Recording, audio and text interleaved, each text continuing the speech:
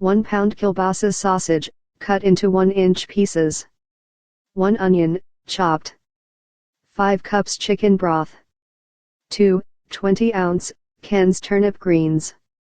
2, 14.5-ounce, cans Great Northern beans, rinsed and drained. 1 package vegetable soup mix, such as Knorr's registered. 1 teaspoon hot pepper sauce, such as Tabasco registered. 1 teaspoon garlic powder. 1 pinch Creole seasoning, such as Tony Chacarese registered, or to taste.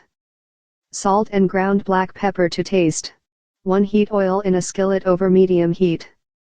Cook and stir kielbasa and onion in the hot oil until the onion is tender, 5 to 7 minutes, set aside. 2 stir chicken broth, turnip greens, Great Northern beans.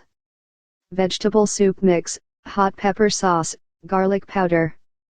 Creole seasoning, salt and black pepper together in a large saucepan, bring to a boil. Stir kielbasa mixture into the boiling broth mixture, reduce heat to medium-low, and cook at a simmer for 2 hours.